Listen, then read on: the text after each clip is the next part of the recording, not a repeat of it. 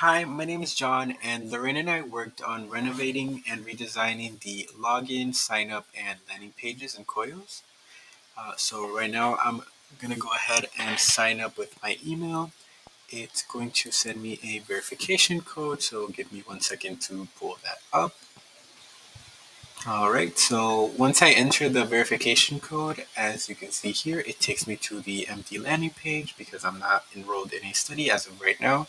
So once I click this plus icon, it'll allow me to enter a study code. In this case, I'm going to join the Breast Cancer 2024 study, and it will populate with all of the study information and the surveys attached to the study as well. So let me go ahead and log out. Another way of signing into Koios is by joining directly with an invite code. So I'm going to go ahead and use the same one here. And you will see that it takes me directly to the breast cancer study instead of having to log in first and then enter the code. All right, so I'm going to go ahead and pass it off to Lorraine so she can go ahead and explain a little bit more about the enrolling in other studies.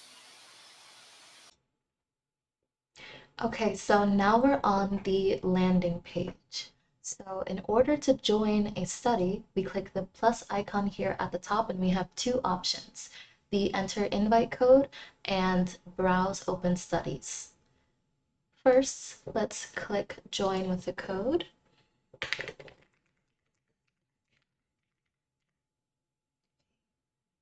Once we submit, we have a screen here that shows that we are successfully enrolled in our first study, and it displays the study name and some information.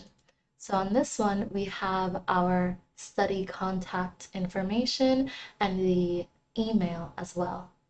When you click on the study contact information, the phone number sends you straight to the phone app if you needed to place a call. And the email, when you click it, at the bottom it shows that you've copied it to your clipboard in order to send an email. Okay. The other way to add a study is to go to Browse Open Studies.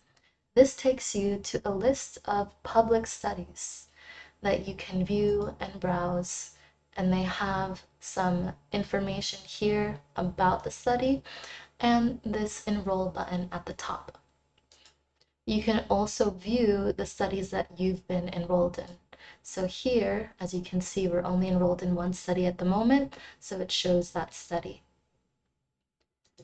So we can enter another invite code if we wanted to join another study.